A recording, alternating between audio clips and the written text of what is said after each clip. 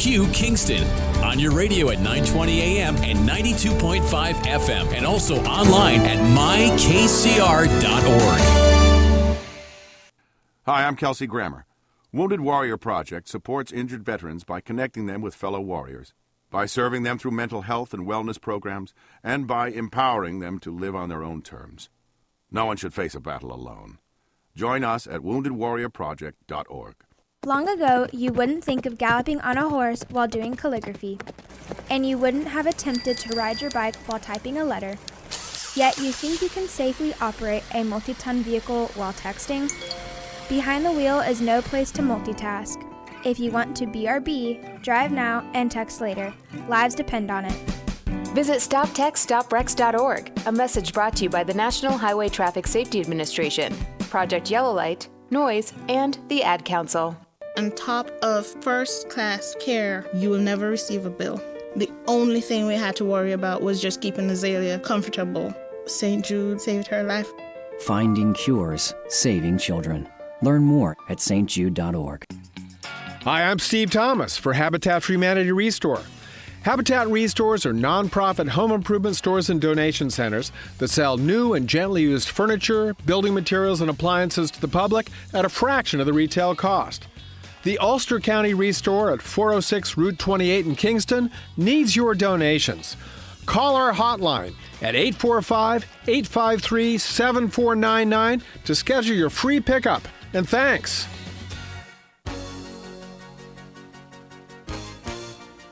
Hi, this is Jared Mans from the Spring Lake Fire Department, and I support Kingston Community Radio, and so should you.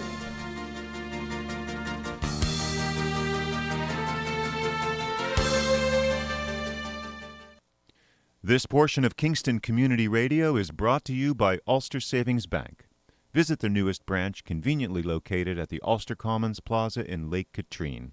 Experience the difference that local community banking offers with the convenience of another great location, easy access, plenty of parking, and a 24-hour ATM. Ulster Savings Bank, invested in community, invested in you. Member FDIC. 180 on that one. All right. Well, I guess Happy Halloween is in store because Sunday is Halloween. So happy Halloween, guys. Today's Halloween. Whoa. Wow, that's loud. Yeah. Well, good morning, everyone. Good morning. Good morning. Mario Catalano, Hugh Reynolds here today. Our intern is working on the sound system. You're good. And this is our pre-election program. We've been excited about this. We want to discuss, and we are open to discussing any race that you wish to discuss with us. We've got some thoughts about this election. We have some interesting, there's some very, very interesting dynamics as we are seeing them in out in the in the hinterlands, and we want to share those with you, and we want you to share your thoughts with us. So we're at 331-9255. This is Kingston Community Radio. Happy Halloween and happy Election Day. Why don't we start off with something uplifting? Hope for the hopeless, I would call it, Mario. Typically, I downgrade write-ins, particularly people, candidates who can't get on the ballot and then write in, and minor party candidates. But you have some news from out west that might change that opinion. Yeah, this is perhaps one of the most astounding situations I have ever seen in politics, and we've both been around for a while. So we're going to take this. We're going to take the group today out to Buffalo, and very interestingly, the mayor of Buffalo for 4 terms has been a gentleman by the name of Byron Brown, also the former state Democratic chairman. This guy was untouchable in the elections. Couldn't be touched. Couldn't lay a glove on him, and he was taken out in similar fashion to AOC and Giamatti, whoever. Dave Donaldson. Somebody's got, Dave Donaldson. He was taken out by a Democratic socialist in in a primary. June. Yep. By her name is India Walton. So she's got the Dem line. Byron has no lines. He has no hope. Yeah, no hope. He's a write-in candidate. A write-in even running worse. in the city of Buffalo, hundreds of thousands of people. Yeah, and he refused the Republican nomination. Absolutely, untouched. That was it. So he's a write-in candidate, and every major Dem in the state. Yep. Every one of them absolutely fearful of the Democratic Socialists have lined up behind India. Gillibrand has endorsed her. Schumer has endorsed her. Letitia James has endorsed her. Everybody and their uncle has endorsed an aunt. India Walton. And what's the result so far? Well, so a poll, yeah. I mean, as of Wednesday, I believe the latest poll shows India with essentially no opponent with 36%, and her write-in opponent at 54%. He's whipping her by 18 points, and and he, I mean, this is going to be a race to watch, because my interpretation of this is that the mainstream Democratic Party has just about had it with these Democratic Socialists. That's what I'm saying. I'm saying, you get to a primary, the socialists they can get their small cadre of voters enthused. We're going to go out. We're going to take out this old guy. We're going to do this. We're going to do that. But now comes general election. All of a sudden, these people realize, holy moly, we're going to get stuck with India Walton. Oh no, that's not happening. And so they come out of the wood. You got people that, thank God his name is Brown, because, if it was some Polish name, because there are a lot of Poles Buffalo, in Buffalo, yeah. I mean, it would be a disaster. But, most folks can just write in Brown. And I think the guy's going to win. I mean, right now he's winning. Yeah, and I don't see India having a hell of a lot of momentum, and that's in spite of the fact that every one of these Dems they are terrified of these Democratic Socialists. When I tell you terrified, they are terrified. I think the Democratic Socialists are the working families party on speed. Well, we watched this happen some years back with on the Republican side too. Tea Party? With the Tea Party. Yeah. And where have they gone? I mean, they've essentially imploded. People started figuring out they were a little cuckoo as well. and they moved back to the center.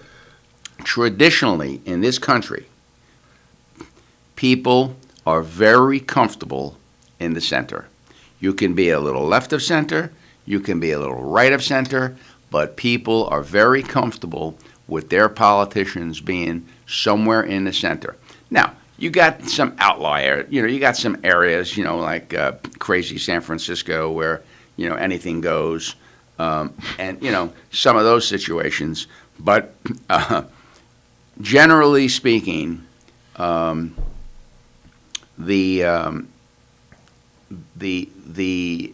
folks, the electorate, I think, when push comes to shove. Now, how does that translate into?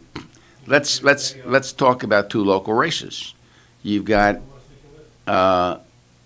Alderman Hirsch. I think he's taking a call. You have Alderman Hirsch, who's running, and she's got a write-in candidate. Yeah. And you a have guy named Danny. At least mention his name. Yeah, and then you have you also have the situation with the three-way race where Donaldson was knocked off by a socialist. And before you answer, we have a call. So, good morning, caller. Yes, good morning, gentlemen. The show's off to such a great start, and I just found what you're talking about such an interesting point, and I had a question. Just regarding primaries, and like in Buffalo, and on both sides of the aisle, do you think primaries are going to even out at some point? Because it seems like they tend to, if there's extreme politics going on either side, good point. Yeah. the primary, like in this example, Buffalo, results in maybe the more extreme candidate getting the main, ticket nomination. And then for the general election, that appeals to more general folks.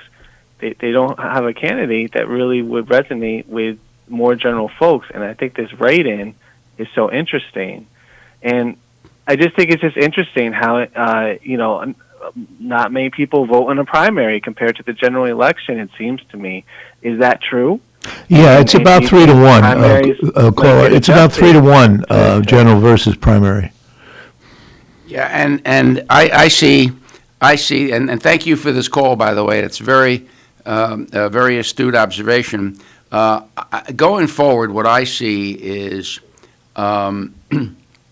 people now being forewarned, and I think you're going to see one of two things. I think you see two things happening. Number one, the extremists are going to come, they're going to start moving towards the center because they're going to find it very difficult to win general elections. And part two of that is I believe that you're going to see a greater participation in primaries now that people actually see and experience the difficulty of selecting extremist candidates. So I think I think eventually this works itself out. It's very interesting because the American electorate seems very resilient, and they usually figure this out. Sometimes it takes them a little longer. Mario, I would comment on two of your comments. I think the so-called fringe parties are actually digging in. I mean, look at the situation in Washington. They're not budging from their position, and they feel that's the right thing to do. They're principled. I mean, give them that. These are their beliefs, and they're not about to compromise their beliefs. And we've watched this process unfold in the last month or so, where they had a definite impact. That so-called the bill went from $3.5 trillion down to what? 1.7. 1.75. That's a movement because they stood their ground. I think that I think there'll be more primaries. I think because it's a way in. Once you've got that nomination, you do have an advantage, and it's pretty hard to break in. You were a chairman. It's pretty hard, and I'm a journalist, and I'm looking from 100 feet in the air. But you were on the ground. It seems to me it's pretty hard for a new person with no name, with no experience, that wants to get involved in politics. Like, for instance, Suzanne Timbrook in the district we're going to talk about. A newcomer has a difficult time just getting through that establishment, because the establishment, if it's doing its job, already has a bunch of candidates lined up. New York State's a very difficult state to run to office in. And it's designed to protect the majority parties. And incumbents. And incumbents. It's right. It's an incumbent re-election system, and it's hard to break into, but you can break in. You can come in that side door where only 15. The previous caller asked about the ratio of primary voting, 15%, to general election voting, 45% or 50. So you can get in with a relatively small number. Your small cadre can get you through a primary. But what I'm saying is, and I think that what we're going to see is a race like the Donaldson race. Should that happen in 2 years to another Democratic candidate getting challenged by a socialist, I think the people are going to say, "Oh boy, we better, pay attention." Yeah, we better pay more attention. I think you're going to see a little increase in the mainstream folks coming out and voting in primaries. And one of the things, which I think is really terrible in New York, is that we don't have open primaries, because a lot of states have open primaries, and you can go in and you help the Democrats pick their candidate. you help the Republicans pick that candidate. And by doing that, you actually have more mainstream people on the ballot, and you kind of stay towards the center. You have people on the ballot running on the Democratic line that had some Republican support, and you have Republicans running that had some Democratic support, and all of a sudden you have a much more of a coalition selecting the candidates. So that's an odd thing for a former Republican chairman to say. I know, but when you see these results, they're scary. When you see like the Donaldson race, in my opinion, totally scary. That guy's not Donaldson, but the socialist. I mean, Erner. Yeah, Erner. I mean, forget it. Well, we're gonna touch down in some detail on that race, which I wrote about on Monday, or was it yesterday? Yesterday I wrote about that. Yeah. So now, while we're on long distance races, could I bring up another race that is tremendously interesting, and that is the race for Virginia governor? Oh wow! Oh my God! I think New Jersey governor is similar. I mean, Biden won Virginia by 10 points, and I think McAuliffe is going down. I mean, this guy just shot off his toes with this education stuff. He doesn't think parents should be involved in what their children are being taught. I mean, what planet did this guy fly in from? And there's nothing. I listen, I've seen this in action. I have 5 children. There is nothing worse than a mother scorned. And when that's like hitting a hornet's nest with a golf club, which I did. You couldn't hit a hornet's nest with a golf club. Oh no, I paid the price. I never saw the nest. Looking for a golf ball. I hit a hornet's nest, and I'm telling you, he's got a hornet's nest of moms and soccer moms, they used to call them. Yeah, soccer moms, whatever they're calling them, who want to tear this guy's head off. And I wouldn't. Well, I wonder if this is a reflection of the Buffalo experience, where you bring in all your top guns, and they've done that in Virginia. I think the president was down there, wasn't he? Biden. Biden was there. Harris was there. Yeah. Obama was there. Yeah, that's the biggest gun. Now, here's what's interesting. Okay, Biden called this guy a racist at one point in time. Yeah. And all of a sudden, which one did he call a racist? What, years ago when he was in, they had some issues and. Oh yeah, but besides, we're going to leave that out of it. But the thing is, this is going, in my opinion, this is also a referendum on Biden to some extent. Now, again, McAuliffe dug this grave, and whether he can climb out of it in time for the election, I have no idea. But well, let's localize this thing. Do you think that this trickle down, as it were, or trickle up, is going to be reflected on Tuesday here? Is there kind of a general discontent of gas prices, inflation, the things that really hit home are promulgated by Washington, and if it's a Democrat in this case, Trump certainly paid a price for everything he did, and Biden seems to be, at least during the campaign, was pretty much Teflon. Do you see this? I think I do. I think there's a lot of discontent out there. I think that you actually have hit on a really sore subject here, because it's one thing to have an issue with education. You vote on the school budget once a year. You take your pound of flesh or whatever, and you move on. But I fill up my gas tank once a week, all right? And I got to tell you, 2 things. Each time I go to fill up my tank, the price went up $0.01 or $0.02. Or more. And then I get the bill on the back end of this thing, and I'm thinking to myself, wait a second. I'm paying over $1 a gallon right now, more than I did last year on Election Day. When Biden was elected, gas was $1 a gallon less than it is now. I think it was $2.16. Yeah, and there's no question.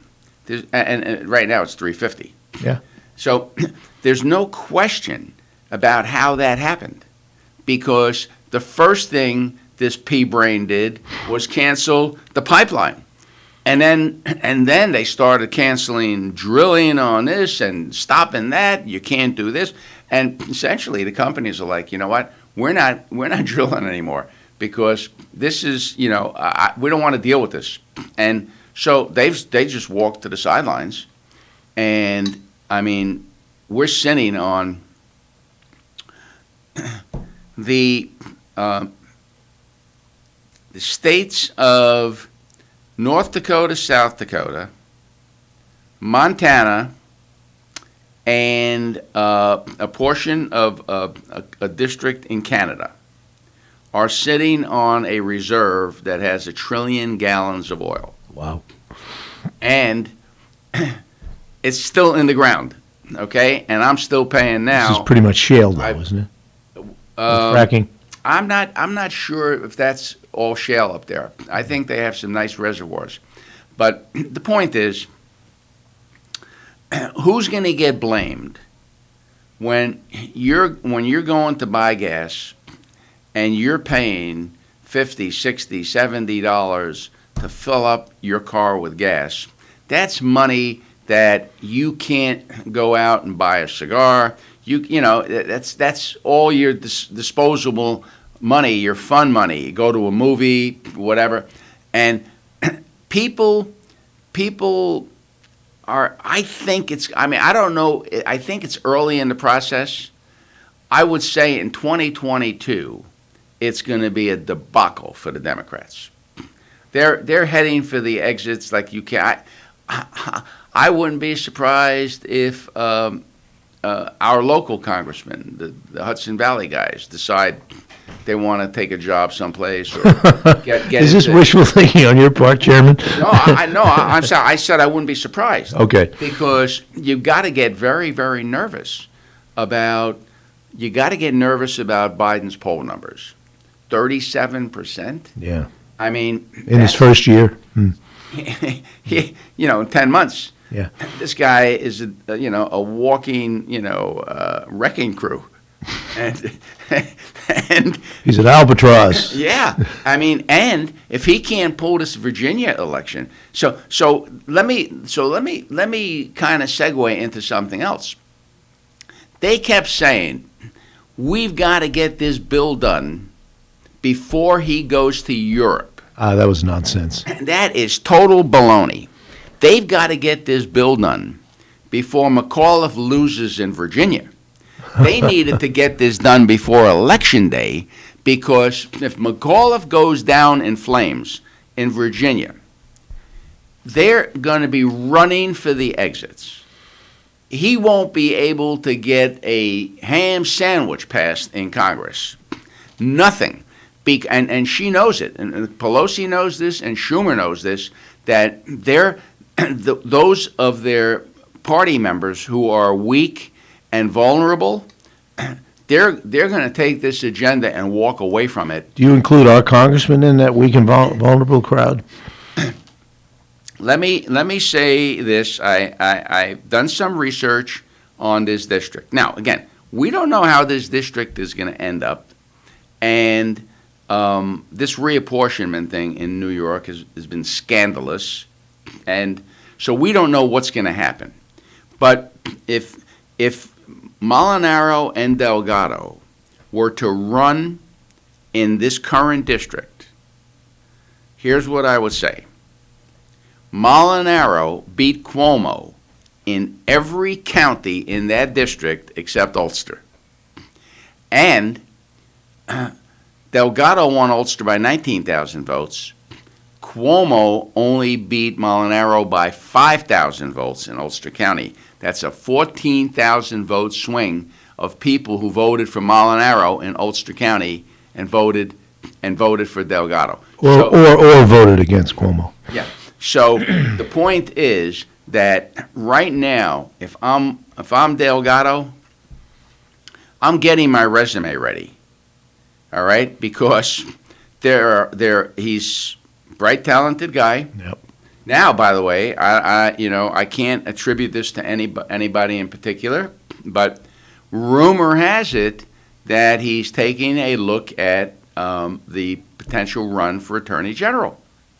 That he's got $5 million, in his war chest that he can use. See, the thing about a federal war chest is you can use a federal war chest in New York State. You can't use a New York State war chest in a federal election, or all of it in a federal election, because New York State allows corporate contributions. The federals do not. So he raised money on a federal level, no corporate contribution. Hey, let's not get too far into the political weeds here, but if we're going to talk about campaign financing, which is as scandalous as reapportionment, and they kind of go together. Yeah. There's a lot of ways to get money into a candidate without a fingerprint left as to where it came from. This dark money. Look at the Clegg campaign. I cannot admit to anything. Oh, I'm sorry. Oh, I'm sorry. About me. Yeah. Yeah, and you were a practitioner of this evil art. But I think if Delgado runs for higher office, which is still very early speculation, that I don't think he'll up. And if an upstate congressman is, I think you're talking about Attorney General. Yeah. This is a prize. This is a plum. This is one heartbeat away from the governorship. The last two governors, I think Spitzer and Cuomo, came out of that office, and maybe the next one in James. Well, he won't have a. He may have a problem, I think, in that area versus New York City. Well, he's going to have a lot of competition. Okay. For Attorney General, because the dynamo, Zephyr Teachout, announced within hours after James made her announcement in the morning, I believe, or early afternoon, that she was running for governor. And Zephyr popped up how long? Zephyr, I don't even know if it was within an hour. Zephyr had a conference where she threw her hat in the ring for Attorney General, and her motto is, I can lose any race. And so I find her as refreshing as a summer breeze, even though she loses all the time. I think she wants to set the record for losing. Most diverse number of losses. Well, she's lost for Congress and she's lost for governor. Yeah, so she's got. Now she can go for Attorney General. Now she wants Attorney General. Who knows? It might be comptroller the next time. Because she can run the table, as they say in pool. As they say in billiards, she's trying to run the table. She wants to run for every office in New York State and lose every time. Well, I encourage her to run. I like Zephyr. Well, I am happy that you're in Zephyr's corner. I would, and then there are some folks from the city also who have ambitions. I believe there's I think it's either the county exec or the Congressman Swazi from Nassau County. I think he might have some ambitions. And what's going to be interesting about that is maybe some of the racial overtones or undertones, because you mean talking about Swazi? Yeah, and what I'm talking about is if Letitia James looks like she's winning the primary, then she's going to need some support. They're going to try and balance this ticket out. Are you going to trot this out again? What? So the upstate balance. Well, are we headed back to Ulster? I think she will have an upstate. She needs a running mate. I think she'll have an upstate running mate, And I don't believe it'll be a black person. I believe it'll be a white man. Probably a white. Oh, we're going to narrow this down now. Kind of doing just the opposite of what Wghq did. Wghq couldn't have been less transparent when she selected a State senator. black male senator From Harlem. Yeah, right. And now James, also has to balance. They have to have a family portrait where, there's one of everybody. Okay. And I think she's going to probably be looking for a white male. And I think Swazi might be. Oh, Swazi, you're looking. Oh, yeah, he might. I thought you were looking at Ryan for a while. Oh, I think Ryan has been. It's very interesting because I have now kind of given up on trying to find Ryan's political action committee. All right, I'm usually pretty good at this. But this, then it doesn't exist. Serve New York or whatever he's calling it is not the same name that he's filed it under. Can't be, because if you go to the State Board of Elections, there is no Serve New York Political Action Committee. So somebody's playing a sleight of hand here. Okay, we're in a game of three-card Monte where you have to figure out what he actually filed. We'll have to do some old-fashioned journalism here. Investigative journalism. The Ryan administration, I think, has demonstrated it's pretty much a one-way PR machine. Stuff goes out, and requests may come in, but they don't seem to be responded to at all. Yeah. I think I'll put this on my to-do list. Simply ask him, hey, what's the name of this? It's got 3 or 4 or 500,000 money's coming into this account. Maybe even more that he's using to promote himself around the state. Yeah. And making appearances at dinners and what have you. Good point. And so what's the deal? And if we don't hear back, which I think is probably 50-50, well then we have reason to be concerned about this shadow fundraising. I can't find it. But I think the whole purpose of it was so. When if you look at the big picture here, I mean, he can't move out of Ulster County and up anywhere without some good street creds as a diehard liberal. Well, he's got that. Whatever. Oh yeah, I mean, look. He's got the creds. Yeah, but then he has to get the word out. Yeah, and then he's also got to get some. And my thing was he was sending that money out to Syracuse and sending money to New York. Yeah. And they're not, if he wanted to run for Congress, those people can't help him. The only way those folks can help him is if he's got some sort of statewide ambition. Yeah.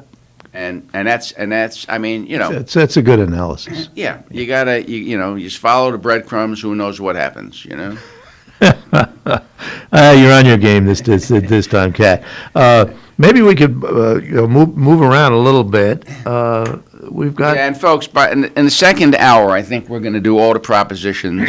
Yeah, and just keep everybody up to speed. Folks, can you for once, since we've been on the radio now for what a year, a year and a half, a little over a year. A little over a year here, and I think we've gotten 14 calls.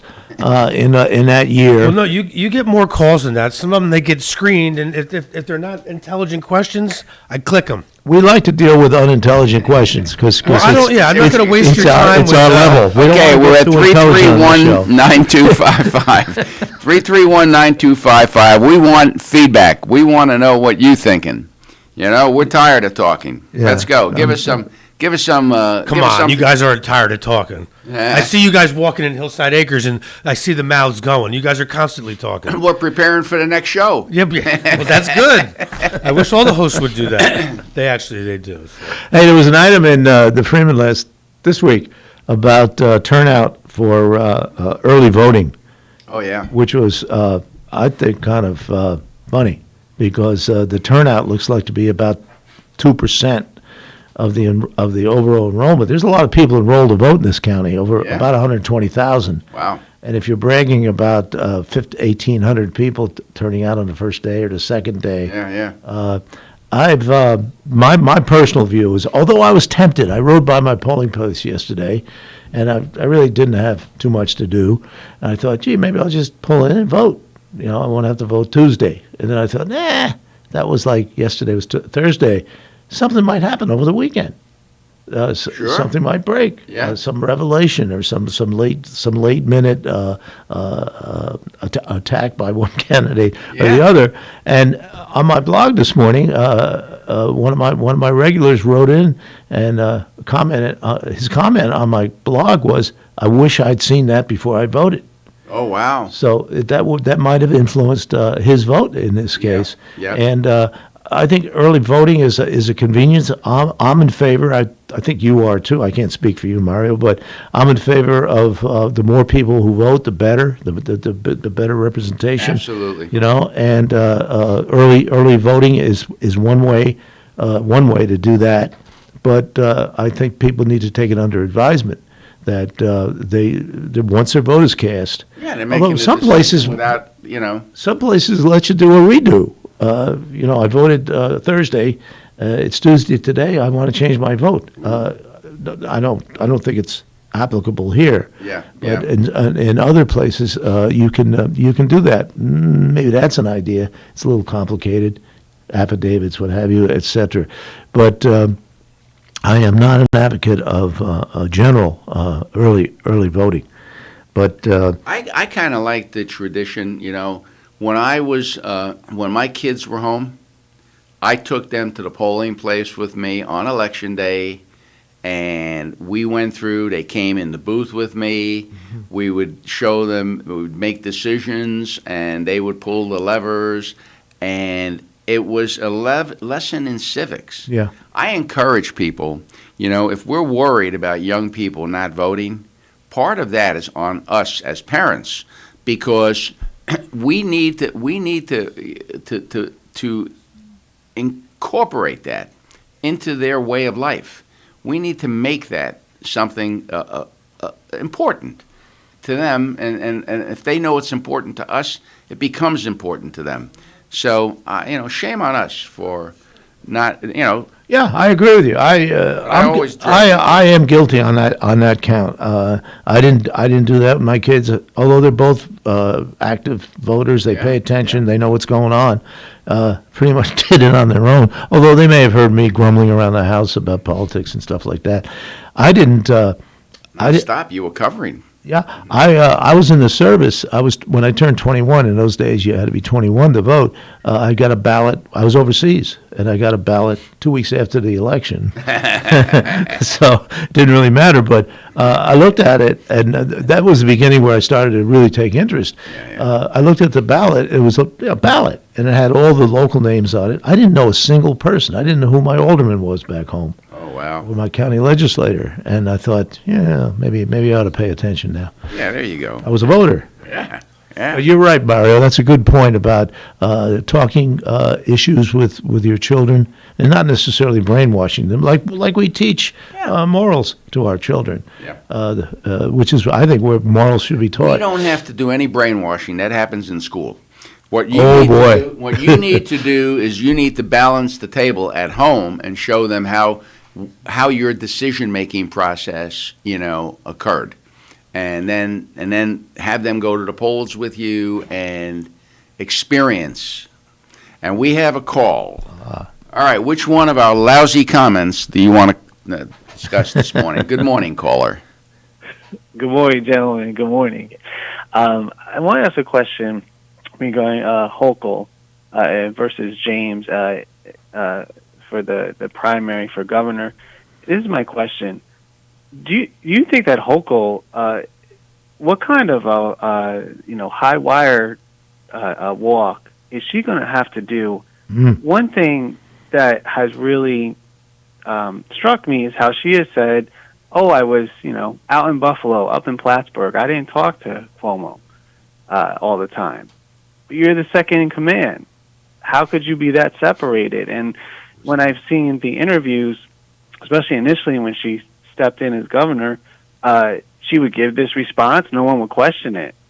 And now that she's going to be in the primary, and particularly with James, running against James, isn't a simple thing to say, are you saying you were that detached from what was going on? And I just think that, I don't know how Hochul answers that. And the other part of my question for you is, does Cuomo have the potential to just weigh in to say yay or nay about this point that Hochul's making? But do you think that James is going to pretty much try to attach Hochul to all the mess of Cuomo, given that she was part of the administration? Do you think that could be James's tactic when going against her? And that's my question. Great question. I think it's thanks, caller. She is walking a high wire act. She really can't have it both ways. She can't be. Her strength is what should have been as the number two person. She was in every meeting. She was a key advisor. She was the lieutenant governor. She was his right hand person, and therefore responsible by association with the decisions of the Cuomo administration. On the other hand, Cuomo's sins are personal, and I don't think James can attach any of that. But I think what it speaks to is her experience as lieutenant governor. I think she was pretty much a cheerleader, which is the role of most lieutenant governors. Cuomo's father, Mario, really chafed in that role. He just felt like a stooge, and he didn't step out of it. He played the role of lieutenant governor, which is water boy or water person.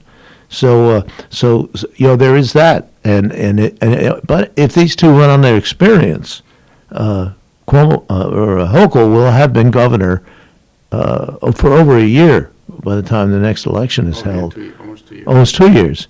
So she has the opportunity, and I think she's taking that. She seems to be pretty aggressive, innovative governor, and I have a question. And she'll run on that.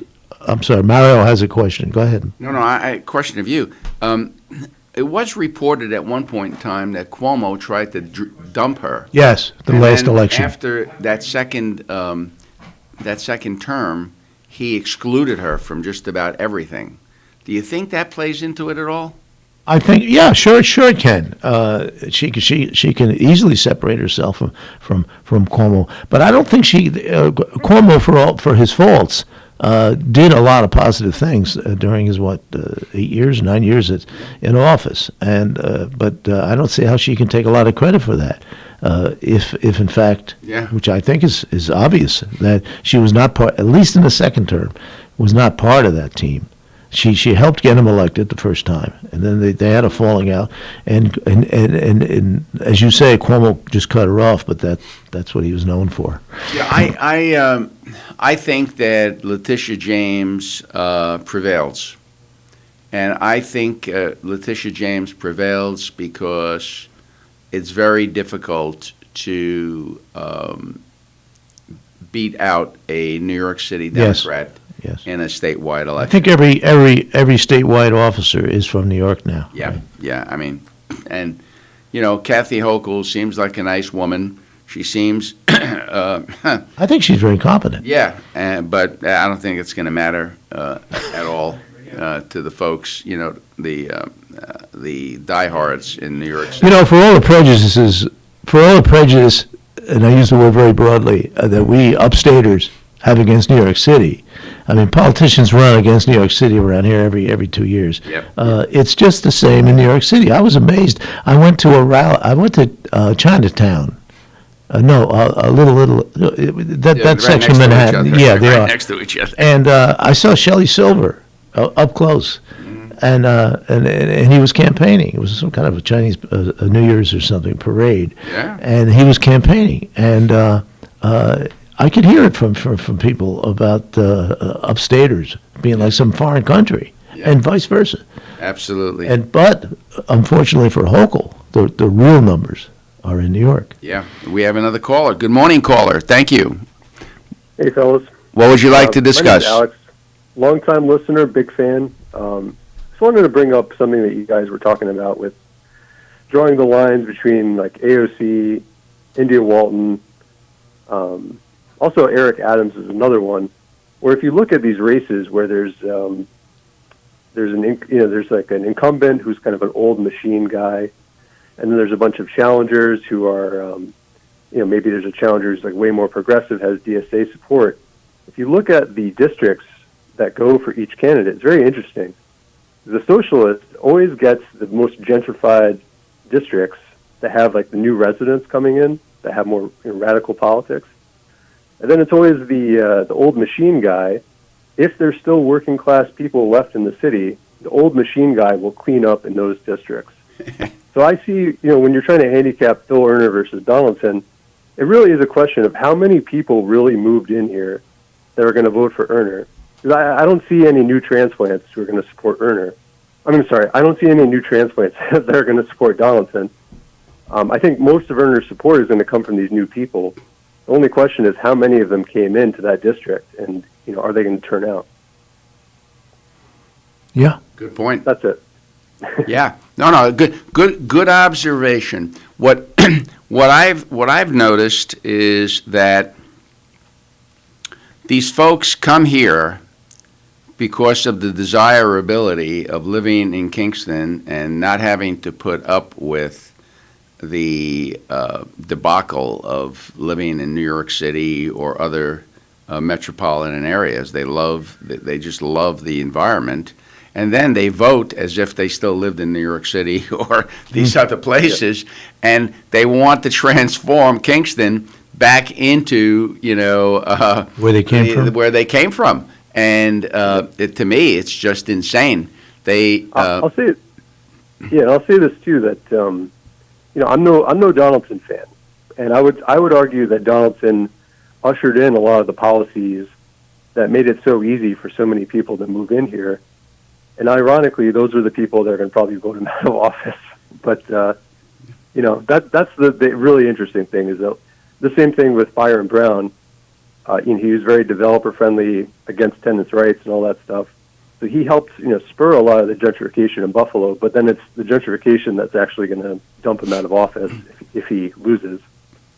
Do you think Erner's support is from the so-called gentrified people or the kind of street people? I would say that those are the most likely people to.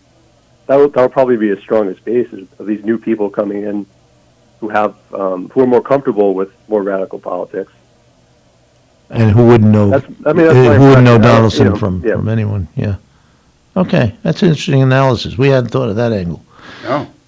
No, thank you. That's take care. Great. Thank you. Great thoughts. Appreciate it. What do you got? About 10 minutes? 10 minutes to go. Okay. Another one? Do we have another call? No, we don't. But that was a good caller right there. Yeah, very interesting. Yes. And thank you, caller. See, that's what screening calls does. See, aren't you happy I screen calls now? There you go. Anyway, getting back to that point, Hugh. How are you handicapping this District 6 race in the city of Kingston? Well, the three candidates are, the Democrat is Phil Erner, the Republican candidate is Suzanne Timbrook, and the Good Government candidate is Dave Donaldson. I wrote about this in my column, which is not to quote myself, but and it can change in the next 3 or 4 days. I think for Timbrook to be a factor, if not a contender, she has to get into the. Let me just back up again. The winner can statistically win with 35 or 36 or 37% of the vote, but that doesn't happen very often in three-way races where you get an almost even divide between all the candidates. And I don't think that's going to happen. I think Timbrook is running at a distinct disadvantage because of her party designation. There's there's 2,400 Democrats, around 1,500 independents, and 700, in round figures, Yep. Republicans. So her base is much narrower.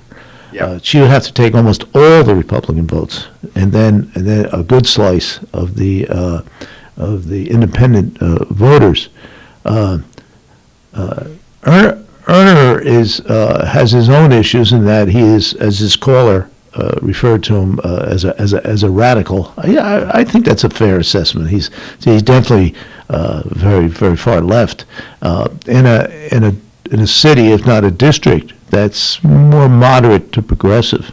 So he's outside what would be, I think, the mainstream.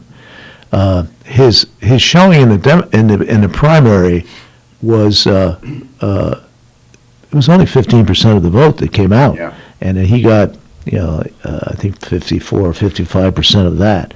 It was a fairly significant win, but on a very limited number. So if 15% came out and he got 55% of that, he got about 8% of the total votes. Yeah, and they'll no doubt stick with him. Now, Donaldson was blindsided, I believe, in part because of his own. He'd been skating along for a number of terms. Yeah. And he didn't How really. can this upstart possibly be? Yeah. Who's this guy? I had trouble spelling his name for a while. I kept calling him Ernest, which he is. But Donaldson is, he's locked and loaded. Whether like the old war horse, he can respond to the fire this time. I think he will. I think my take is that in what could be a close election between the major party candidates, and this is not to downplay necessarily Tim Brooks' candidacy. I found her an impressive candidate. Yeah. I thought that she probably should have run for alderman, but she had a friend who was running in that district, and so out of courtesy, she chose another path. But the people who didn't vote in the primary, which was most of them, 85%. 85% of the people who didn't vote at all in the primary, a lot of them are Donaldson supporters, and they understand. My job is to talk to people and listen to people. They understand his foibles. The fact that he really hasn't. He's probably done the job in the legislature, and he's pursued his own policies rather vigorously and in the front pages of the papers, but he hasn't done his homework at home. He hasn't. Yeah. He has just let it skate. I think he's kind of taken his voters for granted. He won't do that again. Oh no, that's for sure. Although this might be his last term. But so my call in that race is Donaldson by a few points. I think he might get to 40%. I don't even think it gets called that night. I think That's entirely possible. Yeah, I think it's going to be close enough that we will not know until after the absentee. I think that race has the potential to go To court? to absentees. Maybe court. Who knows? But definitely. And the thing that intrigues me about Mrs. Timbrook, and I think I agree with you, she is a well-educated, solid candidate. She's an independent, and I think between the Timbrook name and the fact that she's an independent, even though she's on the Republican line, I think she will draw some Democratic votes. Okay. Just family, 6 kids teaching at the school. A lot of youngsters probably had her for, I think she teaches, math? Yeah, higher math. Yeah. So, a lot of folks either know her because their children went to Kingston High School. She was their teacher. They had a teacher conference with her. Who knows? But over the years, she has touched a lot of families. And it's kind of a Jack Finch. Yeah, and so I think. So you think she's more competitive than maybe I do? I actually think that Erner finishes third. Yeah, third, and with maybe 20 or 25%, because he's got a base of about 8%. They came out strong. Maybe he can triple that, in the general election, because there are folks who just vote on the Democratic line and that's it. They don't even look past that. Yeah, there is that. So, and I think he's feeding into a good deal, which we talked about at the top of the show, a good deal of anxiety and frustration among a lot of people, not just the poor, the more so-called working class people. Yeah. We're all working class in a sense. That his candidacy will appeal to them. I give him a little more strength than say 24. Well, if folks have folks are not happy with Donaldson, and they have a choice between Erner and Timbrook, most of them know Timbrook. Very few know Erner. And that also may play out. I don't know how the dynamics of this race are really extremely fascinating. Not to rehash, but I'm still a little annoyed with Erner not coming on this program 2 weeks ago. Oh, yeah. And then to compound that, asking for equal time. Sorry, Erner, you had your equal time. There are some that feel, and I don't disagree, that Erner is a man or is a candidate in search of a pulpit, and that if he gets into the legislature, he will be the rebirth of Attilio Contini. Yeah, the modern version. The modern version of Attilio. With a bit more edge. 32-1 votes. Yeah, old 32-1 Attilio from Rosendale, who played that thing for 18 years. I mean, it worked. and whether he'll be he has a list of issues that housing and rents and things like that he'll want to address. Pat Ryan, by the way, put out a press release that he will be walking the district probably as we speak with Erner, who is the Democratic candidate. Pat Ryan is the latest in a long list of Democratic candidates who are terrified of being primaried by a Democratic socialist. They are essentially paying lip service to these folks. Please don't primary me. I'm one of you. I'm one of you guys. I heard now, and I believe that this is public knowledge, but I heard that Kevin Cahill's getting challenged in a primary by a Democratic socialist. Have you heard that at all? No, but I wouldn't be surprised. I mean, that is the movement. A woman from Esopus. I don't remember her name. Somebody told me this. I don't even remember where I heard it. But somebody said to me, hey, did you hear? Some woman in Esopus announced she's a Democratic socialist and she's going to challenge Cahill in a primary. Hello. This is the home of bare bones speculation. Yeah. Well, it might be a guy. We don't know yet. No. This person seemed to know that it was.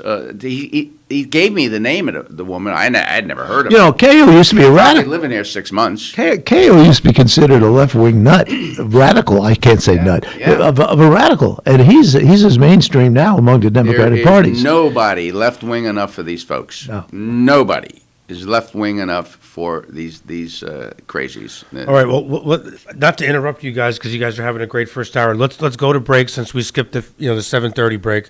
Let's take a quick commercial break for our underwriters that support us. And then come on back, and we got birthdays. And we got birthdays, so we'll be back in a few minutes, folks. You're listening to Kingston Community Radio on WGHQ Kingston. On your radio at 920 AM and 92.5 FM, and also online at mykcr.org. Question: what will you find on all over-the-counter or OTC medicine packages to help you choose the right drug and use it safely? The answer: the drug facts label. This label lists the medicine's active ingredients and purpose, how much to take, and warnings you should know before using it. Remember, even OTC medicines you buy without a prescription can cause side effects you don't want. So follow the information listed on the drug facts label. For more information, visit fda.gov/drug facts label. A message from the U.S. Food and Drug Administration. Introducing the YMCA. Sure, you know the Y for a swim or a game of hoops, but we're more than that. We're a cause. When you take a jump shot at the Y, someone else is getting job training. Practice yoga as a team practices her leadership skills. We give people of all ages, incomes, and backgrounds a chance to learn, grow, and thrive. So while you might think of the Y as the place for lifting weights, we're also about lifting entire communities. That's the Y. We're so much more. Visit ymca.net/more. This is the story of Daniel, who was born 2 months early. His lungs weren't ready. His heart wasn't ready. His parents could only hope that one day he would leave the hospital healthy, and they would all live happily ever after. Daniel's is just one of the more than 500,000 stories of babies born prematurely last year. You can help the March of Dimes stop premature birth and bring more babies home healthy. Learn how at marchofdimes.com. Working together for stronger, healthier babies. Hi, this is Tony Marmo from Norman Staffing, and we've been bringing together employers and job seekers since 1980. If you're an employer and have job vacancies, let Norman Staffing help fill them with permanent or temporary workers. We screen, interview, and recommend the best candidates for your company. We make the employment process easier and faster for you. Please call Norman Staffing for your employment needs at 338-9111, 338-9111, or normanstaffing.com.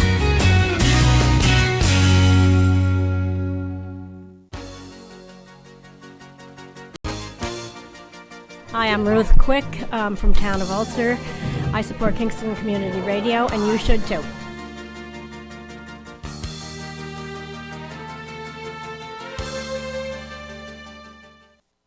This portion of Kingston Community Radio is brought to you by Ulster Savings Bank. Visit their newest branch, conveniently located at the Ulster Commons Plaza in Lake Katrine. Experience the difference that local community banking offers with the convenience of another great location, easy access, plenty of parking, and a 24-hour ATM. Ulster Savings Bank, invested in community, invested in you. Member FDIC. All right, folks, good morning. Hugh Reynolds, Mario Catalano back here talking politics 3 days before the election, 4 days before the election. We are covering a wide range of subjects. This hour, we're hoping to do the propositions. We'd like to get into a vigorous conversation about the propositions. And callers, this is your last shot until 2 weeks from now. If you got something to say, let's get it on the table. But in the meantime, we have to do something extremely important, and that is do our birthdays. We have to do our birthdays. So, today, October 29th, Friday, October 29th, we have a few birthdays. It says, a very happy birthday greeting to Janet Myam, M-Y-I-M. I think it's Myam.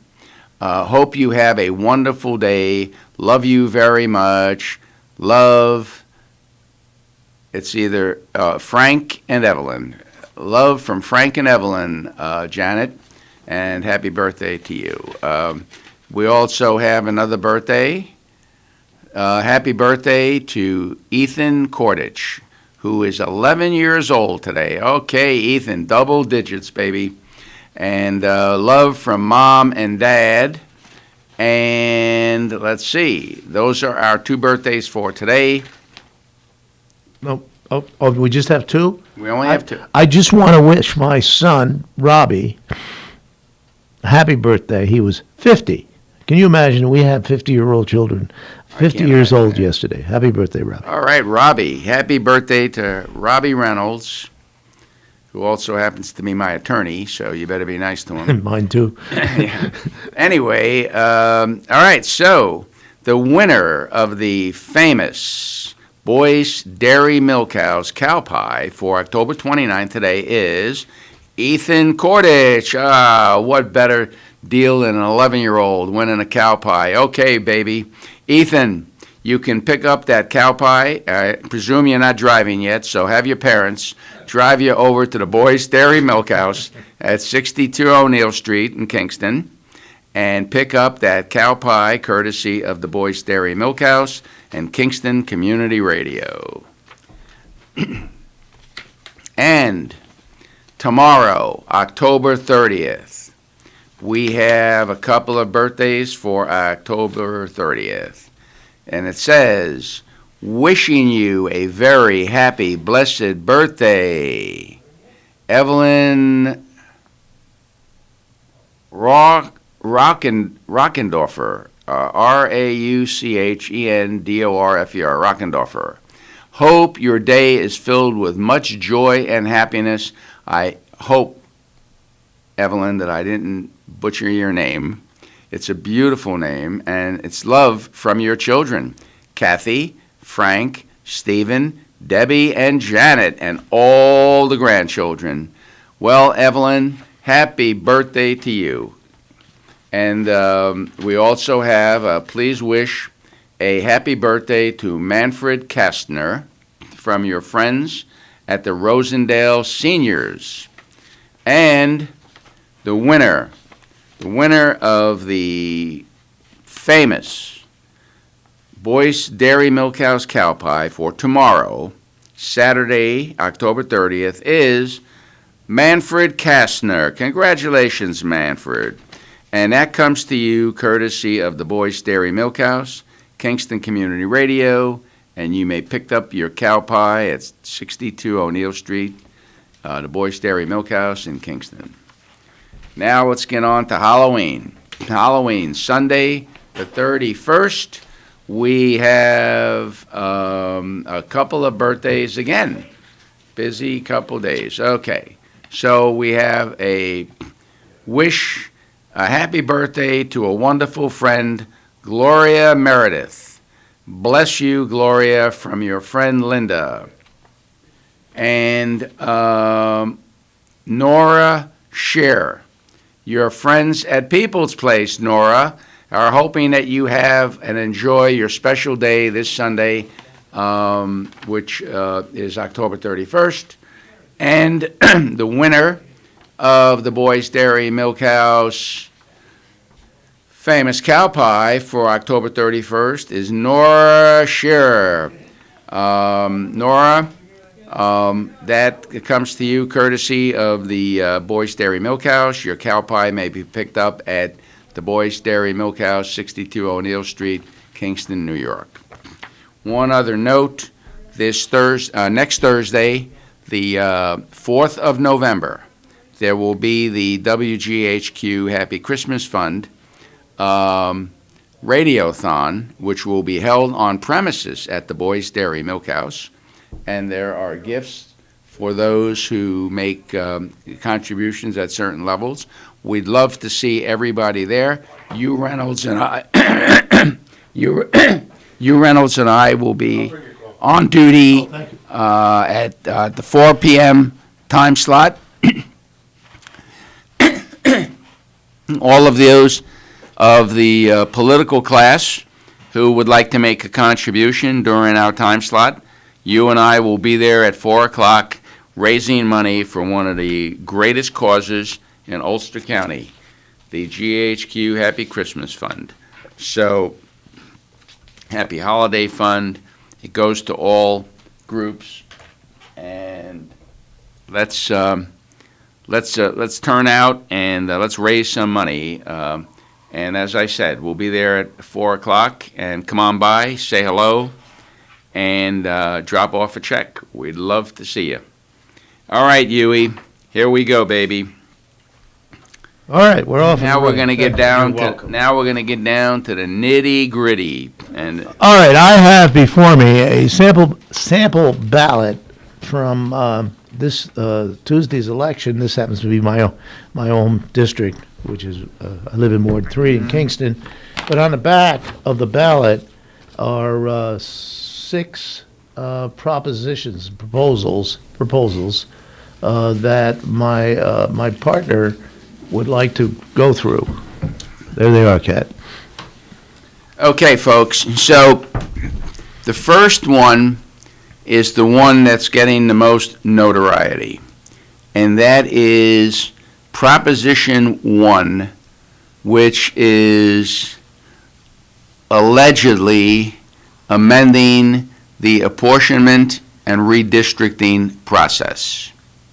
So it says this proposed constitutional amendment would freeze the number of state senators at 63, amend the process for counting of the state's population, delete certain provisions that violate the United States Constitution, repeal and amend certain requirements for the appointment of the co-executive directors of the Redistricting Commission, and amend the manner of drawing district lines for congressional and state legislative offices. And it asks if that amendment should be approved. Before we get into the specifics, we have a call. Good morning, caller. Good morning, gentlemen. Earlier you was talking about gas prices and stuff. If people will remember that when Biden was running, he said that he was going to raise gas prices. Taxes. And on the early voting, I'm working the polls down here in Newport. Out of 6 days, we've had 337 people. Wow. Is that a lot? Or No. No, okay. Because there's 6 days of early voting. 6 days of early voting to have 377 votes. Okay. And I tell you what, the one amendment that you guys are getting ready to talk about. Please speak into the phone. We can't hear you. Okay, the one amendment that they are talking about, or you will be talking about, is the same-day registration. My biggest question is, how is all that going to work as far as proof and documentation, and the Board of Elections doesn't even know how they're going to put it in place yet? Yes, we haven't gotten to that amendment yet. We're talking about Amendment 1 right now. But we will address that amendment in a few minutes. Thank you for pointing that out. But as always, you guys are doing a great job, and a lot of our Democratic colleagues are going to have to worry about the far left. The what? A lot of our Democratic colleagues are going to have to worry about the far left, like you said earlier. Yeah. And, Absolutely, absolutely, and thank you again. We appreciate your listening to the show, and tell all your friends about us. We the more the merrier. We're here to help. I always do it. Now, you guys have a great day. Have a good rest of your show too. Yes, thank you. So let's go over this, because to me, this is the one amendment that should be a solid no. Yeah. This is the one where they threw everything but the kitchen sink in there, when they should have separated these issues out. And what they tried to do is sneak a couple of dogs in, with the kitty litter, so to speak. And horrible mixed metaphor. Yeah. But somehow they tried, Dogs and kitty litters. to slip a couple of really bad propositions. Plus, it's pretty much open-ended. They can do almost anything once this thing's approved. This thing is a disaster. So, folks, here's the deal. On this issue alone, both you and I agree that this thing should go down in flames. And this is a terrible issue. So let's talk about it. First of all, it requires fixing the number of senators at 63. I don't have a problem with that. No. You want to fix it, that's great. And that way you can have no shenanigans. Of course, the Republicans played some games in that regard, and it went from 60 to 61. And, they were just trying to maintain their majority. And I don't have a problem with that portion of it. That is the only thing in this amendment that's reasonable. And that should have been a separate amendment, period. My understanding when this was being discussed in the spring was that was the amendment, and then the kitchen sink showed up. Yep. Of course, then the snakes come right out, and they're in there, So, and then here's the other thing. There's another part of this that pushes up the final plan to November 1st, because they never put a deadline in for the final plan. And so it's too late for this year. But going forward, they want the final plan in place for November 1st. You mean the reapportionment plan? Yep, and then before the election, because that's very important, and that also is beneficial in this plan, because you want to give people enough time to file, you want to give people enough time to get signatures, to fill out all the paperwork, and so the earlier the plan's in place, because one of the things they can do is delay the damn thing, you don't even know where the districts are. So that's also important. But after that, it also requires that inmates be counted at their previous place of residence. Yeah. That hurts Ulster County because we have prisons. However, that's already in place. What they want to do is put it in the Constitution. Okay, I can get along with that. And then So wait a minute. Do you support the prisoners being counted in Ulster? You think that's a benefit? I think it's a benefit to Ulster because we get our districts are compensated by the federal government based on census and all that. Yeah. But don't you have people from convicts, felons from Brooklyn voting in our elections? I don't even think they vote, can they? There's a movement toward that. Oh, okay. Yeah, so let them vote where they live. I don't have a problem with that. Okay. Now they want here's where it gets very seedy, okay? Because the legislature has never been happy about losing their ability to control the process.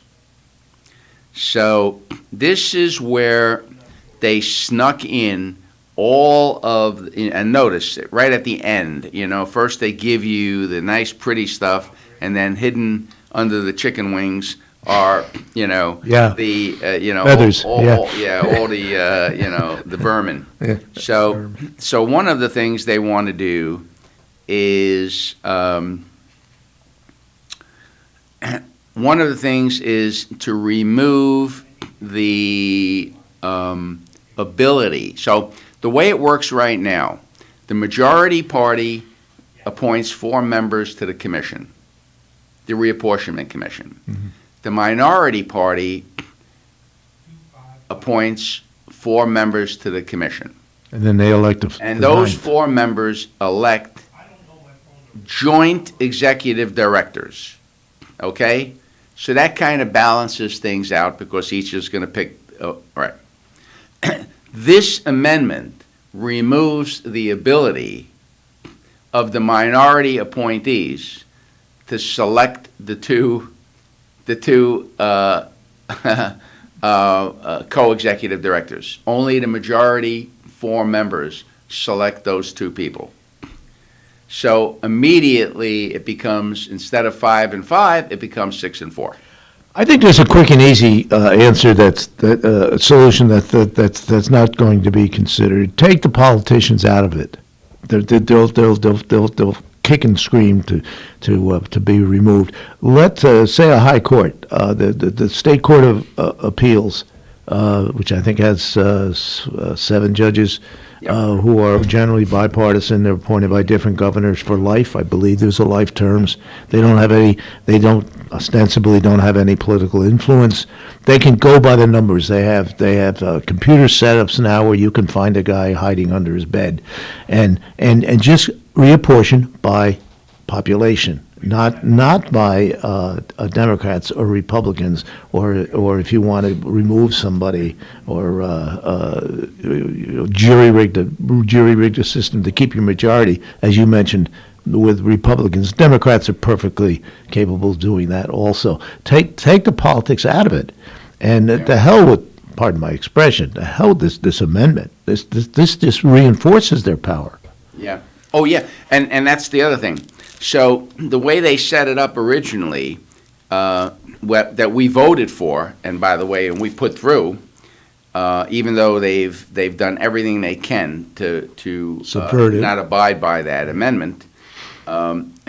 Right now, if one party dominates the legislature, okay, there's as the Democrats do now. yeah, and they don't get 7 members of the commission to agree on a plan.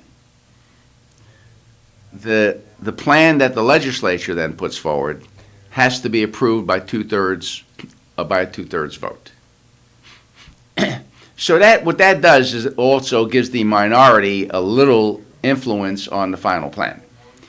They want to change it. This amendment will change that so that if they don't get 7 votes, that it can be a simple majority approves the new plan.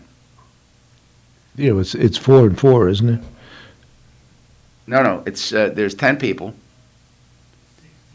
There's 10 people. There are 4 appointees, and then the 4 appointees select 2 more appointees. Okay, you had mentioned yeah, that. if you don't get the 7 votes, which is almost impossible to get, It's a high threshold. now it goes to a simple majority, and of course, that avoids any minority influence. So the League of Women Voters Yes, what do they say? have come out very strongly in opposition to this because it essentially said it strips the minority party of any influence whatsoever in the reapportionment process.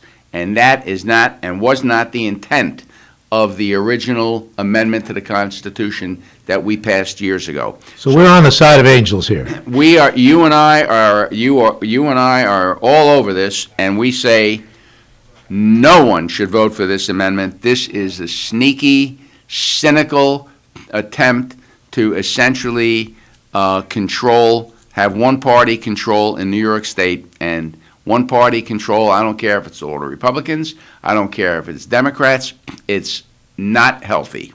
Not healthy. So please, let's all just press or circle no on the back. Okay, amendment number 2 is the right to clean air, clean water, and a healthful environment. This seems so innocuous on the base. So the proposed amendment to Article 1 of the New York Constitution would establish the right of each person to clean air and water and a healthful environment.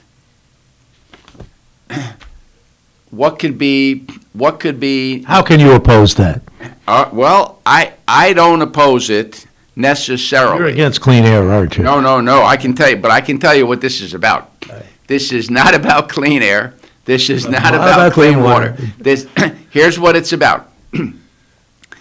This is already guaranteed to us, okay?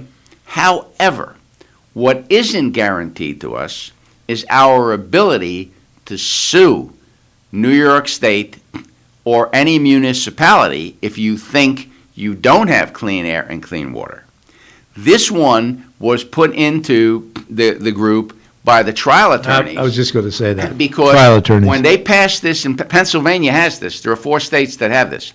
When Pennsylvania passed this and codified it in the Constitution, lawsuits all over the place.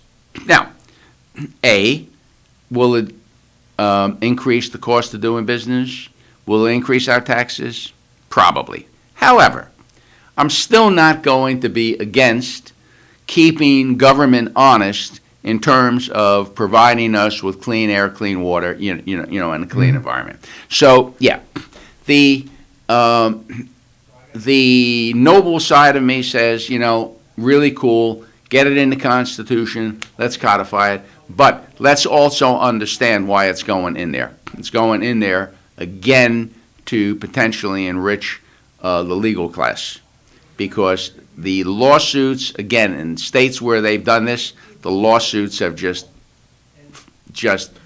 Mario, in your research, you mentioned Pennsylvania, and right across our border in Binghamton is a gigantic one of the fracking operation, and one of the biggest in the United States. other than those western states that you mentioned. Yeah.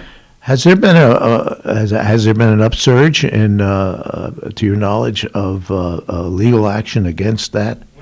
I mean, the argument against fracking in New York is that it violates the environment. Yeah. See, again, I don't know the nature, because I got a lot of this information off the League of Women Voters site. They're pretty succinct in their. Yeah, I mean, it could probably be. My guess would be that folks were complaining about the fracking and their water, and they could then sue. And up till now, it's very difficult to do that. But once this passes, lawsuits will abound. It's a sop to the lawyers, you said. So, yep. So we're for that. We're for this because. But we're going to pay a price. And whatever. But here's the thing. In my opinion, it also keeps local governments and state government honest. And I think that's beneficial. That's a good thing. Okay. You know, always beneficial. Okay. Proposition 3. Eliminating the 10-day advanced voter registration requirement. The proposed amendment would delete the current requirement in Article 2, Section 5, that a citizen be registered to vote at least 10 days before an election, and would allow the legislature to enact laws permitting a citizen to register to vote less than 10 days before the election. So this one is kind of a mixed bag, because you want to encourage people to vote. No question about that. Every democracy relies upon people voting. The big rap on this one is, and the concern by the League of Women Voters when they said what was the pros and the cons. Their opinion was the pros were encourages more people to vote by eliminating advanced registration. It's also a positive because it'll allow the Board of Elections to update their voting rolls, because somebody may have been removed from the voting rolls for some reason. Well, failure to vote for 3 or 4 elections will get Whatever. you off. Okay, so they said that's a positive. Their negatives are it will reduce the ability to confirm voters' identity and their living locations. And they said it could lead to people voting in multiple sites, but that depends on the legislature. So what they're saying is it doesn't guarantee that there's going to be cheating, but the amendment doesn't call for any type of strict protocols to be put in place to prevent somebody from walking, from who lives in New York City, from arriving in Ulster County, giving an address and saying, I want to vote here. Well, can't they check that after the election, particularly? Well, they might be able to check it after the election, but we don't have the manpower. I think both of our election commissioners, believe it or not, were against this. Okay. Yeah, it was in the paper yesterday. I can't remember, but I missed that. Very surprisingly, our election commissioners agreed on almost unanimously on these election laws that the problem with this one is it allows the legislature to now create whatever terms they want. I don't necessarily have a problem with same-day registration other than the fact that there's no way to verify anything on the same day. And now you'd have to put that ballot aside. It would require some research. You would hope that whatever that person said panned out. We don't seem to have an ability to figure out if a person has voted in more than one jurisdiction. I don't know, we're not able to track that. It happens all the time. I have somebody in Columbia County, I remember the last election, was arrested for voting in New York City and Columbia County. and actually find.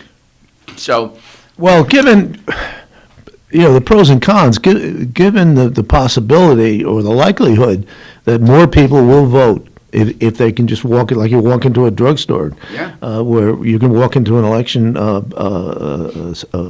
polling place and vote. They have that ability now. If you walk in and you can fill out an affidavit, you sign it. It's got your name on it. It's a legal document. And if you're cheating or voting twice or lying on the thing, there are consequences. I think they're felonies. I think in the Columbia County incident, the person was accused was. I'm actually in favor of this. However,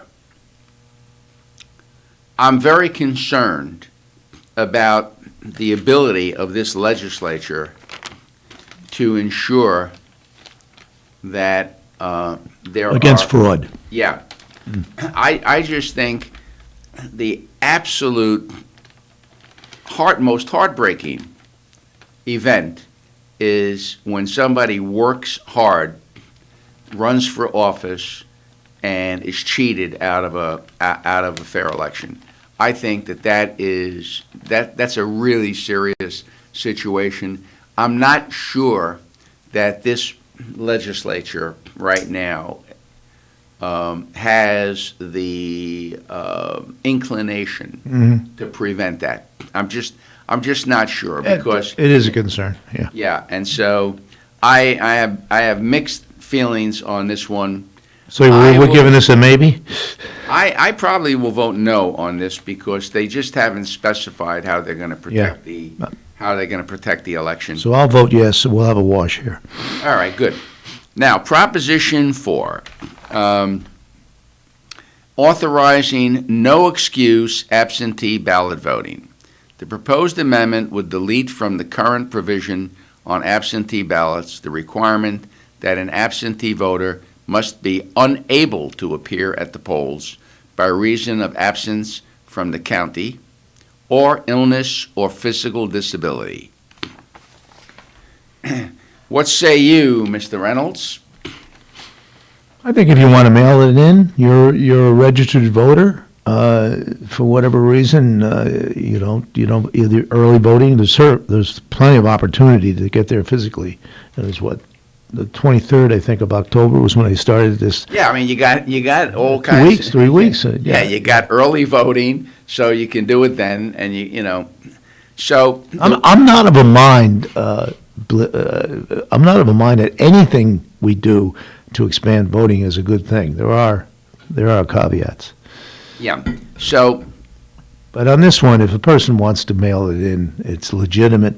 It's a legitimate vote. So the league says the pros for this are increases voting because you wouldn't have to leave home. Yeah. Okay. You know, in this pandemic era we live in, which hopefully will pass. Oh yeah. There's a lot of people who don't want to go to a crowded polling place. You may be one of them. I'm going to be there very early in the morning. Yeah. With my N95 on. And now here's what they say are the negatives on this are ballot security. They feel that there are no protections that were included, again, to decrease voter fraud.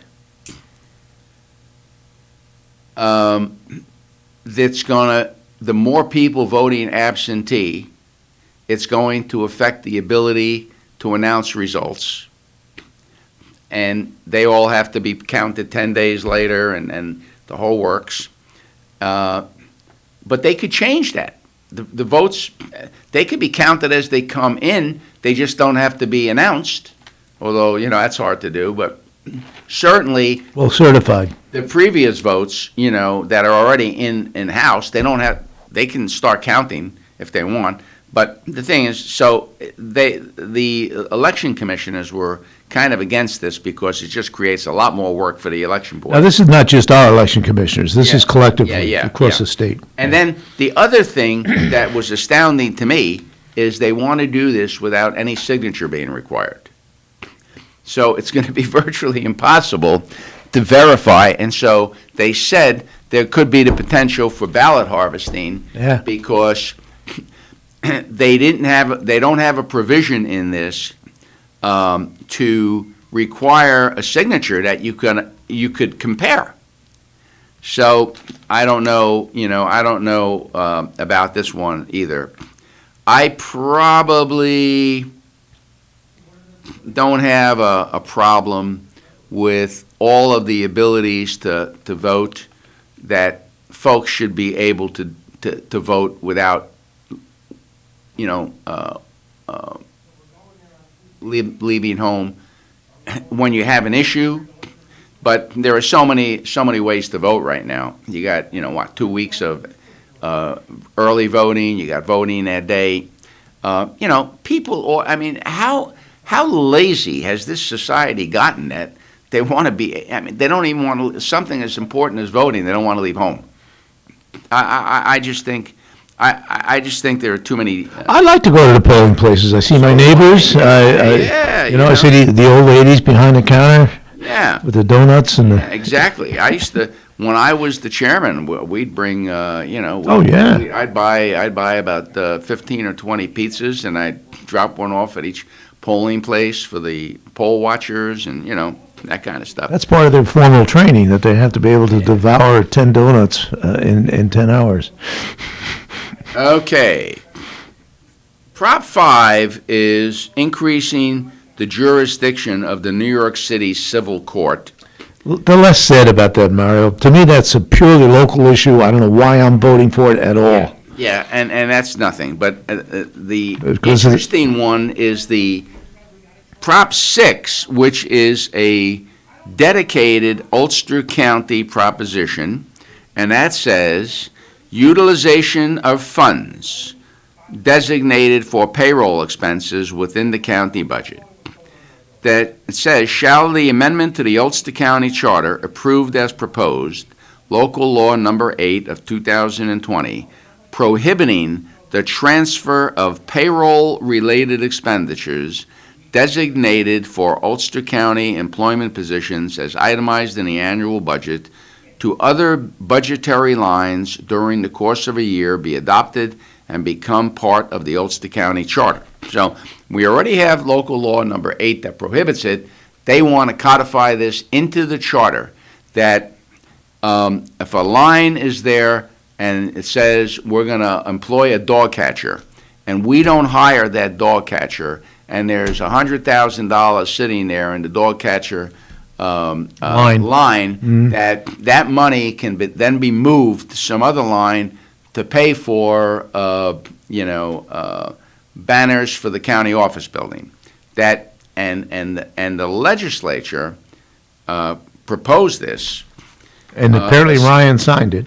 The executive signed it. Yeah, essentially to prohibit this kind of shenanigans. Now, you've covered county government for a long time, so maybe you can explain to the listening public exactly what these folks are talking about here. It's kind of a shell game. There's a hundreds of millions of dollars in the county budget. I think the budget this year runs to 700 pages. And there are 1,300 and change, as it were, county employees. And the tactic has been to put what they call blank lines in the budget. So if the dog catcher is in for $100,000, the tax levy reflects that. You got to raise the $100,000 to fund this line, and it sits there. And if for some reason, it may be more cynical than that. Maybe they never plan to hire a dog catcher, but they put the line in there, and there's $100,000 sitting around. And then later in the year, it turns out that maybe they need a new truck or whatever, something other than the dog catcher, what they refer to as a payroll line, which is salaries, salaries and benefits too. That's a big number, benefits. Sure. And the executive has been free to, as has been the legislature before the executive, to move money out of that line.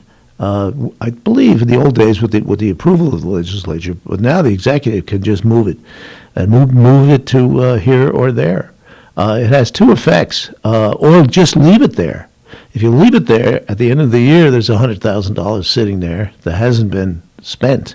It becomes part of a surplus, and that holds down the tax levy. And that's essentially a bank. It could be millions of dollars sitting around in unappropriated money. And kind of late in the game, we've had the executive system now for about 12 or 13 years. And I believe Donaldson was a proponent of this as legislature chairman. I think he led this thing. He was there then, and he's watched this thing go by him for 10 years or 12 years. This would restrict the executive's ability to, as Mike Hine would put it, and I think Ryan would, to manage his budget. But it's a kind of as I said, it's a kind of a shell game management system. They don't get audited for the year. The legislature rarely returns to the budget. They hand it over to the executive, and he manages it. Well, one of the ways he manages it is to move money around like this. So he'll be restricted. There's some pretty smart people on the sixth floor. If this passes, and I hope it does, they'll probably find another way to move money, to move the shells around, or the P, I should say. There's so much money floating around that budget, and contingency and whatever, but I guess they have to vote on that. So the real what troubles me is that there may be a time when something like this needed to be done. In case of an emergency, having some money available. That's why you have contingency. Yeah. Okay. So you got contingency. I thought that the more appropriate way to handle this would have been it has to come back to the legislature for approval, rather than just say you can't do it because you can't even trust us, the legislature, to figure out whether or not this is an honest use of the money. They're like, you can't do it at all. Don't bring it back to us. Figure out some other way to do it. I don't know. It just doesn't sound like good government to me. But I agree with you. I think this should pass because, there are a lot of abuses. And those line items that they have no intention of using, they're still going to be there. Because that's what creates the surplus. That's at the end of the year when they say, "Oh, we had a surplus." Of course, you had a surplus because you built it in to begin with. Put in an extra 100 jobs that you didn't need, and that you had no intention of filling. And that's just cynical to me. It's very deliberate and cynical, and the people are paying for it. Yeah. Oh, yeah. Which, speaking of, again, you've seen these budgets. We get these zero tax increase budgets, and these guys are swimming in money. And they just absolutely, it just kills them to give any of it back to the taxpayers and reduce taxes. All right, we're getting to the Molinaro. It's a political ploy, but nonetheless, it's something to consider. He's reduced in his budget presented, I think, yesterday. Molinaro, as the accounting executive in Dutchess, has proposed a 10% reduction in the tax levy. This is a far cry from zero budgets, holding the line, keeping all the money, as you put it. And if you are swimming in cash, you should be able to reduce the tax levy somewhat. It would seem to me that they could maybe they don't have to do 10%. They could do 2%, 3%, whatever it is. It's certainly going to help people on fixed incomes. Yeah.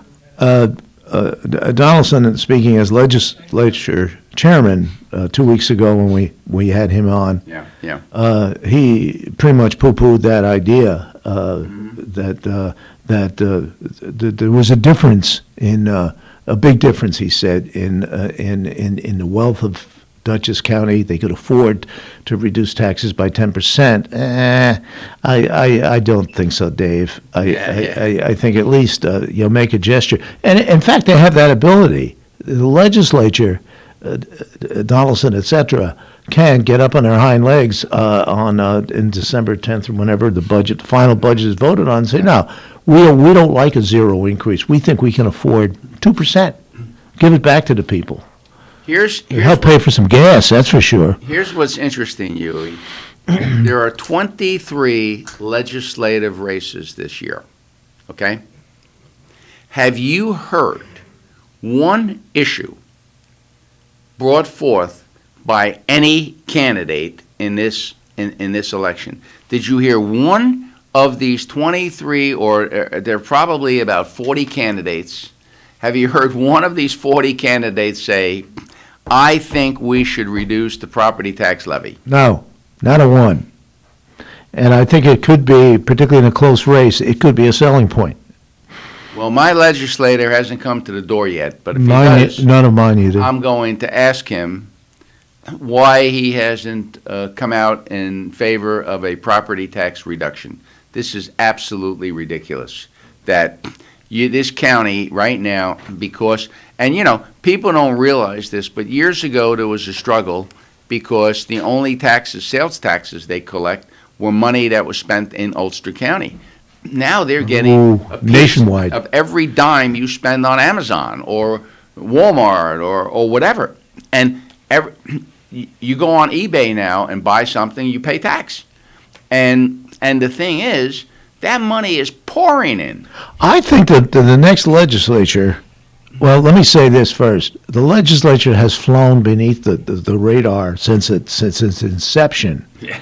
And these guys just hunkered. The charter. Yeah, since the charter, since the executive does all the heavy lifting and the administration and the shifting of the peas around, they're almost invisible. They pop up once in a while, some kind of controversy, usually minor, but I think if in fact, and I don't believe they are, the policy making arm of government, and they all go around door to door saying, I'm a policy maker. Yeah, sure you are. We need to have a serious discussion, not just among the legislature, but among the electorate, about how the sales tax is distributed within the confines. They are limited to the city gets 11%, but still leaves 88% of a burgeoning revenue, and that it doesn't all have to go to county government. Exactly. It can go to support some of the towns. It can go to support the school districts. Yep. People are taxed out of their houses by school taxes, and they can support some of that. They can do a lot of things with the surplus, as it were. Mm-hmm. They can operate pretty well on $100 million worth of sales tax. Well, think about all the new initiatives this year. Well, I was getting to that. If they just keep hiring people for $60,000, $70,000, $80,000, $90,000 a year, well then they'll soak that up. But I know personally, if I have a checkbook full of cash, I have a tendency to spend more than I should, and I can be. And you've been there too, Mario. Both in your business too, and my business when I was in business. And when you have the money, as Ray Garrigan said, when you have the money, you're smarter. Well, maybe you're not. Maybe you're just a spendthrift. I have a follow-up question for you. Yeah. What do you make of the mayor of the city of Kingston putting himself in for a $10,000 bump, and then also at the same time hiring an $80,000 chief of staff? That would be the first mayor in modern history that needed a chief of staff to help run the city. I mean, the population hasn't increased. The way I see this, it's the same old fill potholes, sewer system, this, that, whatever. And $80,000. That's a lot of money. Benefits. It's well over $100,000. I'm not sure I disagree with the idea of a little more executive muscle. The mayor of Kingston, in my long experience, has been pretty much a one man, because there's never been a woman elected, a one-man operation. Now, the operation's $45 million with about 300 or 400 employees. It's a a lot bigger than your business. It's a big business. And to bring in an assistant for quite a bit less, the assistant's would be making what the mayor himself is making.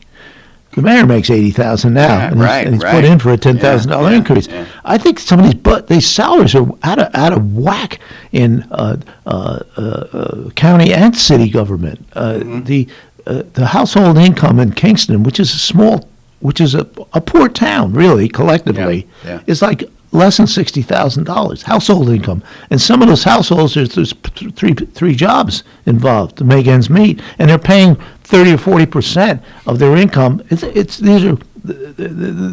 are tough times. When they read in the paper they're hiring a new person for $80,000, it's just too much money. The idea of giving the mayor, the executive office, some assistance, I don't think I'm against that, but not for $80,000. And I think I would think 50 in round figures would be a number.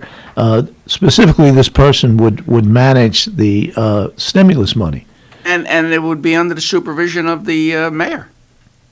Well, it isn't like they're making any major decisions in their department heads or whatever. No, the department, I think he's got a pretty good crew of department heads that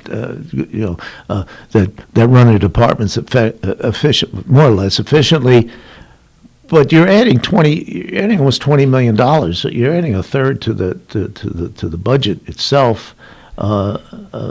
And then what happens to that person after that money's spent? I think government, the guy, this person's on for a lifetime job. I think it was Mike Hine who said, when you hire somebody for whatever job it is. That's what he was against. That's why he wouldn't increase the public defender's office. Yeah. All right, we have a call. Okay. Good morning, caller. And thank you. Hi, good morning, you and Mario. How you doing this morning? We're good, thank you. Brian Waltman calling in. I was listening closer to your show one morning and have been Crank that enjoying up, Mario. Although I have to say, 2 weeks ago I called in with a specific tax cut proposal as to eliminating the sales tax on articles of clothing and footwear of $110 and less. And when I mentioned it a couple weeks ago, you brought up the fact that you have to look carefully at the 2020 numbers. Well, the 2020 sales tax receipts actually exceeded what was collected in 2019 in Ulster County. Ulster County is seeing year in, year out an upward trajectory of sales tax receipts. In fact, I think that it's projected in 2021 to exceed 35% increase, and the county executive has put in a 19% increase for sales tax receipts in 2022 budget. So what I'm planning to do, if elected, one of the first resolutions I'm going to put in is to eliminate the sales tax on clothing and footwear of $110 and less. Exactly what Executive Molinaro has proposed to do over in Dutchess County. I think it'll have two effects. It's the most regressive tax of all that's collected on people. Yeah, it is. No question about that. And it also it will help our retailers at least remain on a level playing field with the retailers that are just across the river from us. So there's one legislative candidate that I've made it. 2 weeks ago I talked about it on your show here, and I'm just reiterating today. It's the central plank in my platform that I want to reduce that tax. And Brian, for the record, you are a candidate for the legislature from where? The 7th District, which is in the city of Kingston. Which wards are those, Brian? It's wards 6, 7, and 8. It's pretty much Roosevelt Park through the Clifton Avenue Hills area, the 1st, 2nd, 3rd Avenue, all the way down through Pankaki, then over to Rondout. One of my favorite parts of the city, Brian. Brian, are you in favor of Brian? Years in this. Brian, you mentioned Molinaro's budget. Are you in favor of of a reduction in the property tax based on the income that's coming in? I'm not prepared to advocate for that yet. I'm certainly completely open to that. I think there's room in the budget, but at this point, I'm just advocating right now to take this first step of the sales tax, and I would definitely, if elected, would look at that very closely in next year's budget. But I wouldn't be adverse to the legislature once they get their report back, their budget analysis back, which I think should be probably sometime in the next week or so. For them, if they're depending on the findings of that and what they see in there. All right, Brian, we're going to have to let you go. We have one caller coming in, but I think you ought to man up on this one and take a stand. Yeah. I beg your pardon? I think you ought to man up on this one and take a stand. Are you for it or are you against it? I would be for it. Most likely for it. Most likely. Again, I'm the only one that's advocating for a tax. All right, you got your point across, Mark. Hey, a concrete tax reduction. All right. See you on Tuesday. I think that's manning up pretty good, you. Yeah, all right. We should have mentioned it. All right, Brian. It's more than you're getting from anybody else. It's certainly my opponent. There is that. Yeah, it's true, Brian. And exactly. That's the question I get everywhere when I run, as I go door to door. Who is that? That's exactly the question I get. So. Brian, good luck on Tuesday. Thanks for being a listener.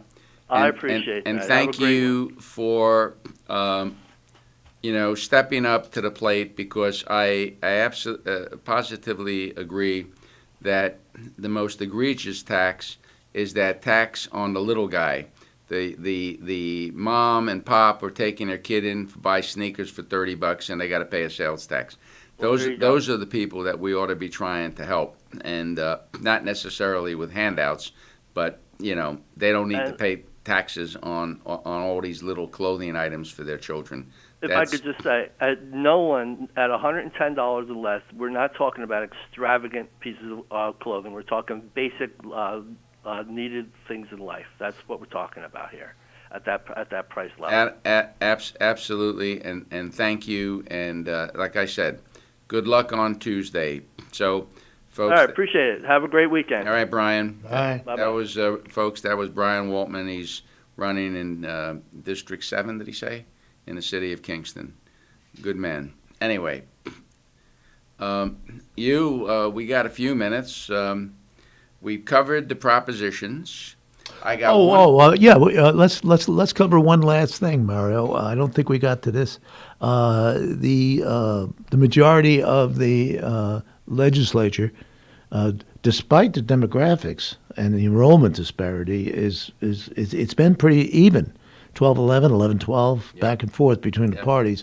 I think the larger question is, does it matter who's in the majority? And if the legislature doesn't become a more proactive branch of government, and not necessarily fight with the executive, but be the kind of oversight and balance that was envisioned in the charter. Checks and balances. Checks and balances, yeah. I'm an eternal optimist in this regard. There are new legislators. There will be, I think, 6 or 7 new legislators. We elected a handful of them last time. There's been a big turnover in the legislature in the last 2 elections, counting this one. Mm-hmm. So there is new blood coming in. And some of the newcomers, Eve Walter in New Paltz, Chris Bell, Waltman's opponent, were very active, proactive in this mental health initiative that Ryan announced and pretty much took credit for in his budget last month. So with this new wave, as it were, of I can see some change. On the other hand, it might not, but it's not going to change with the same. It's not going to change with the same people. Okay, we got a quickie. Good morning, caller. Hi, good morning. I just want to back up a little bit when you was talking about the hiring of a chief of staff, City of Kingston. Isn't that almost like what we tried going back with a city manager? I mean, let's bring the mayor's salary down to $30,000 and hire a city manager. Yeah. I mean, that's basically a good point. I hadn't thought of that. Yeah. He's going to hire somebody to do his job. Wow. I mean, born and raised and watched it here. You and I both. You know what I mean? I mean, this is ridiculous. And you mentioned that he makes 80. He makes well over 80,000. He's taken a buyout of city benefits, with the family deal. Yeah. I'd like to see his W-2. I'd like to see his tax return. Why doesn't he put that right on the front page of the Freeman? Good point, caller. Excellent point. I wish you'd call sooner, caller. We could have chewed on that one for a while. And then real quick, but what would happen then if he did have a city staff, chief of staff, and what happened with Mr. Gallo going back? Where he passes on. Where does that play with the alderman at large? Stepping in, Well, let's see if the aldermen can have some backbone and say no. I mean, that's the half of the problem is it still that budget has to be approved by the aldermen, and if they go along with it, shame on them. Yeah, absolutely. You're not kidding. Like you said, they should be giving some of this money coming back from the COVID and things like that. They should be returning it to the taxpayers. I'm sorry. It's like now, like you said, they got a checkbook full of cash. They don't know how to spend it. It makes me think back to the same time, I hate to bring it up, at 9/11. When 9/11 happened, they were throwing cash at everything. Yeah. That was the only way they could solve anything, whether it was up at the reservoir. They were buying planes and trains and dogs. And all right, caller, listen. Thank you, guys. I appreciate your show. Yeah, we appreciate your call, but we're running out of time. Got it. No problem. All right. Thank you. It's too bad he didn't call earlier. I know. That was a great like you call. said, you could have we grappled with that for 15 or 20 minutes. Yeah. We'll pick it up next time. Yeah. It's funny because every time you guys are on, we could probably go another hour. Yeah. But I know Hugh's getting hungry. And I'm getting hungry too. So you guys did another excellent show today. Good job. I guess I'll see you guys Thursday, 4 o'clock. We'll see you We'll Thursday, try to save you some chili. And we'll see you in 2 weeks. Yes, we'll be back in 2 weeks. Everyone have a great weekend. Happy Halloween. And take care. God bless.